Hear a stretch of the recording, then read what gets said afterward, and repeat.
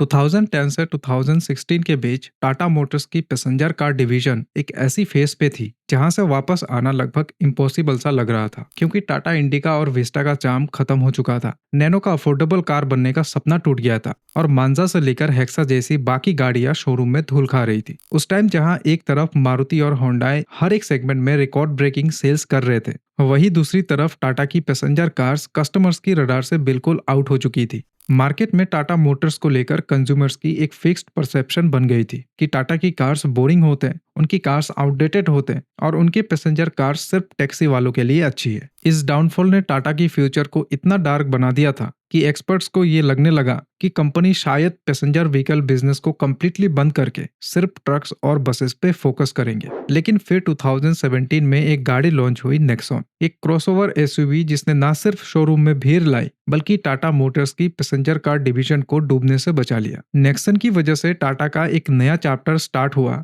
जिसमें उनकी brand image boring taxi car से बदलकर मॉडर्न शेप और स्टाइलिश कार बन गई। सच कहे तो अगर नेक्सॉन उस टाइम फ्लॉप हो जाती तो शायद आज टाटा मोटर्स सिर्फ ट्रक्स और बसेस तक ही सीमित होता। और इसीलिए आज इस वीडियो में हम ये डिकोड करेंगे कि कैसे टाटा नेक्सॉन एक गाड़ी से ज्यादा एक लाइफ सेवर बन गई टाटा के लिए। तो आओ शुरू करते हैं और सबसे पहले ये समझते हैं कि टाटा मोटर्स को इतना स्ट्रगल क्यों करना पड़ा था पैसेंजर कार मार्केट में। देखो, टाटा मोटर्स की शुरुआत पैसेंजर व्हीकल मार्केट में काफी धमाकेदार थी। चाहे सियरा हो, सुमो हो या फिर सफारी डाइकोर, सबने एक टाइम पे क्रेज क्रिएट किया था इंडिया के अंदर। 1990 से लेकर अर्ली 2000 तक टाटा की कार्स एकदम अलग आइडेंटिटी रखती थी। लेकिन 1998 में आई इंडिका के बाद टाटा मोटर्स के चार्म धीरे धीरे खत्म होने लगा। इंडिका एक ऐसी गाड़ी थी जो इंडियन बायर्स के लिए बनी तो थी, पर इसका इंजन रिलायबिलिटी और परफॉर्मेंस के मामले में कंपटीटर से बहुत ही पीछे था। एंड एक और बड़ी प्रॉब्लम ये थी कि अब टाटा की गाड़ियों का लुक्स और डिजाइन आउटडेटेड लगने लगे थे। तो फिर इसीलिए 2002 में टाटा ने इंडिगो और 2004 में इंडिगो मरीना को लॉन्च किया। दोनों गाड़ियों का लुक फील ऑलमोस्ट इंडिका जैसा ही था और प्रीमियमनेस की कमी थी, और इसी वजह से बायर्स को दोनों ही कार्स पसंद नहीं आए। जो कस्टमर्स मॉडर्न और प्रीमियम फील चाहते थे, उनके लिए मारुति और होंडाई काफी बेटर ऑप्शंस ऑफर कर रहे थे। हाँ, प्राइस कम होने की वजह से टाटा की ये कार्स टैक्सी और कमर्शियल पर्पस के लिए बिकती रही, लेकिन पर्सनल बायर्स के लिए टाटा का ब्रांड इमेज वीक हो गया। फिर 2008 में विस्टा और नैनो की लॉन्च की गई, जिसमें विस्टा को मारुति स्विफ्ट और होंडाई i10 के अगेंस्ट में खड़ा किया गया था। इस बार टाटा ने विस्टा के अंदर फिएट का इंजन यूज किया था, जो टेक्निकली स्ट्रॉन्ग तो था, पर डिजाइन और ओवरऑल पैकेज वीक होने की वजह से विस्टा कभी भी मार्केट में लीडर नहीं बन पाई। अदर हैंड, नैनो के साथ टाटा ने अफोर्डेबल ड्रीम कार देने की कोशिश की थी, लेकिन वो गाड़ी भी अपनी प्रॉमिस पर खरी नहीं उतर पाई बिकॉज ऑफ मार्केटिंग फेलियर और पोर रिलायबिलिटी। ऐसे ही 2011 में टाटा ने मांजा को लॉन्च किया,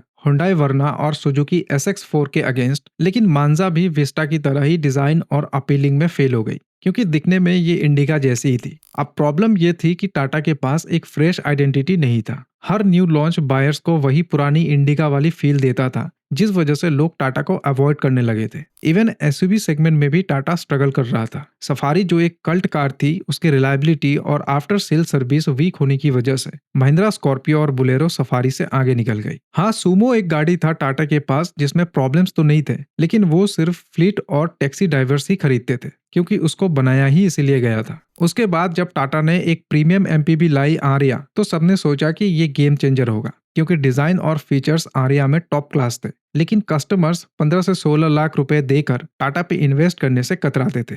जहां टोयोटा क्वालिस और स्कॉर्पियो उस समय 3000 से 5000 यूनिट्स हर महीने बिक रही थी, वहीं टाटा आरिया की मुश्किल से 200 से 300 यूनिट से सेल कर पा रहे थे। इन फेलियर से एक बात क्लियर हो चुका था कि टाटा के लिए प्रॉब्लम कार्स की क्वालिटी से ज्यादा ब्रांड वैल्यू है, और इसके चलते 2011 तक टाटा मोटर्स की पैसेंजर कार मार्केट में ऑलमोस्ट हर मॉडल फ्लॉप हो चुका था। अब टाटा की ये डाउनफॉल देखकर टाटा की नई डिजाइन हेड प्रताप बोस ने उस समय के एमडी कार्ल स्लैम को बताया कि टाटा को अगर सरवाइव करना है तो एकदम फ्रेश डिजाइन फिलोसॉफी लानी होगी। कार्स का लुक और फील ऐसा होना पड़ेगा जो नॉन टाटा बायर्स को अट्रैक्ट करे। आप सभी को पता होगा 2012 में आई रेनो डस्टर और 2013 में आई फोर्ड इकोस्पोर्ट ने इंडिया में कॉम्पैक्ट एसयूवी सेगमेंट को स्टार्ट किया था, जो एक नया ट्रेंड बन गया और बायर्स हैचबैक या सेडान्स के बजाय कॉम्पैक्ट एसयूवीज प्रीफर करने लगे। तो इसीलिए टाटा मोटर्स ने भी डिसाइड किया कि वो भी इसी सेगमेंट पे फोकस करेंगे। और फिर क्या, फिर टाटा मोटर्स ने 2014 की ऑटो एक्सपो में नेक्सॉन का कॉन्सेप्ट डिजाइन शोकेस किया जो टाटा की X1 प्लेटफॉर्म पर बेस्ड था।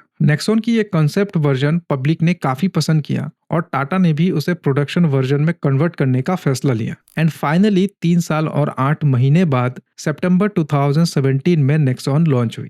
लॉन्च के वक्त कॉम्पैक्ट एसयूवी सेगमेंट में Maruti Suzuki Vitara Brezza leader थी विद 45% मार्केट शेयर। उसके बाद फोर्ड इकोस्पोर्ट सेकंड पोजीशन पे थी और होंडा WRV थर्ड पोजीशन पे। लेकिन नेक्सॉन ने सिर्फ 3 महीने में ही 14,000 यूनिट सेल करके अपना इम्पैक्ट दिखा दिया। जरा 2017 की इस सेल्स चार्ट को ध्यान से देखिए। सितंबर से अक्टूबर तक नेक्सॉन जहां थर्ड पोजीशन पर थी, वही नवंबर से दिसंबर आते आते इकोस्पोर्ट को पीछे छोड़कर सेकंड पोजीशन तक पहुंच गई। ये टाटा के लिए उस समय एक बहुत बड़ा अचीवमेंट था, क्योंकि 2016 तक उनकी पैसेंजर कार डिवीजन कोलैप्स की एज पे थी विद ओनली 4.5% मार्केट शेयर। लेकिन नेक्सॉन ने उनको डूबने से बचा लिया और आज नेक्सॉन टाटा की सबसे सक्सेसफुल प्रोडक्ट है। नेक्सॉन की सक्सेस के पीछे एक बड़ा रीजन था इसका 1.5 लीटर रेबोटॉक टर्बो डीजल इंजन, जो उस समय सेगमेंट में सबसे ज्यादा पावर और सबसे ज्यादा टॉर्क जनरेट करता था, जिसके चलते 70 to 80% बायर्स ने नेक्सॉन की डीजल वेरिएंट्स प्रीफर किया। इसके अलावा नेक्सॉन का बोल्ड डिजाइन और कूप लाइक एसयूवी शेप भी एकदम ही फ्रेश था उस समय, और ना ही ये टाटा की पुरानी कार से मैच करती थी। नेक्सॉन के चलते कॉम्पैक्ट एसयूवी सेगमेंट में बायर्स को एक नई चॉइस मिली जो स्टाइल और सब्सटेंस दोनों ऑफर करता था। 2018 में जब नेक्सॉन को ग्लोबल एनकैप क्रैश टेस्ट में 4 स्टार रेटिंग मिला तो टाटा ने दोबारा टेस्टिंग कराई और रिजल्ट आया 5 स्टार। इस अचीवमेंट के बाद नेक्सॉन इंडिया की पहली कार बनी जिसे 5 स्टार सेफ्टी रेटिंग मिली थी, जहां से इंडिया सेफेस्ट कार का टैग नेक्सॉन के साथ जुड़ गया। नेक्सॉन का ये जो टैग था, इसको सबसे ज्यादा जस्टिफाई किया नेक्सॉन की वायरल एक्सीडेंट क्लिप्स ने, जहां कभी ये दीवार के अंदर घुस जाता था तो कभी किसी दूसरे ब्रांड की कार का नक्शा बिगाड़ देता था। नेक्सॉन की इन हद से ज्यादा वायरल एक्सीडेंट वीडियोस ने इंडियन कंज्यूमर्स के दिमाग में टाटा की इमेज एकदम से बदल दिया। नेक्सॉन की जहां 2019 में 49,000 यूनिट्स बिकी, वही 2020 में गिरकर 48,000 हो गए बिकॉज ऑफ कोविड। लेकिन फिर पेंडेमिक के बाद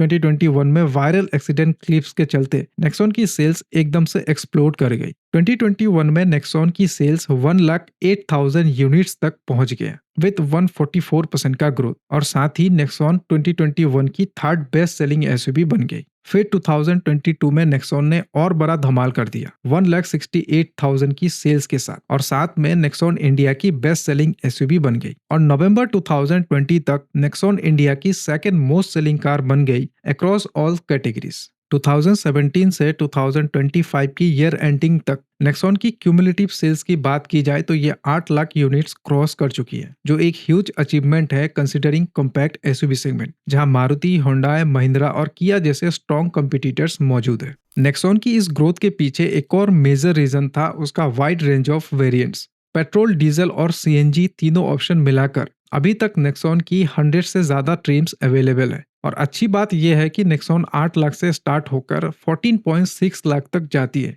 जिससे ये हर टाइप की बायर्स को अट्रैक्ट करता है। इवन स्पेशल एडिशंस भी नेक्सॉन के लिए मास्टर स्ट्रोक साबित हुए। नेक्सॉन की डार्क एडिशन ने अलोन 20% सेल्स कंट्रीब्यूट किया था 2021 में, और टाटा ने यही फॉर्मूला हैरियर, अल्ट्रोस और पंच में भी अप्लाई किया, जो काफी सक्सेसफुल रहा। इवन नेक्सॉन की जो ईवी वेरिएंट है, उसकी लॉन्च ने टाटा को और भी पावरफुल बना दिया इंडियन ईवी मार्केट में। 2024-25 में टाटा की टोटल कार सेल्स में से नेक्सॉन और पंच का कंबाइंड कंट्रीब्यूशन 65% के आसपास है। मतलब टाटा की पैसेंजर कार डिवीजन का पूरा रिवाइवल नेक्सॉन ने किया है। आज टाटा इंडिया की थर्ड लार्जेस्ट कार मेकर है, और हैरियर, सफारी, अल्ट्रोस, पंच सभी कार्स नेक्सॉन की लेट फाउंडेशन पे खड़ी है। और नेक्सॉन ने ही टाटा मोटर्स की ब्रांड इमेज को टैक्सी ब्रांड से सेफेस्ट कार ब्रांड बनाया है। अगर नेक्सॉन ना होता तो शायद टाटा मोटर्स आज पैसेंजर कार मार्केट में एग्जिस्टेंस के लिए स्ट्रगल कर रहा होता। तो यही था टाटा नेक्सॉन की स्टोरी। आई होप आप सभी को पसंद आया होगा। मिलते हैं अगली वीडियो में।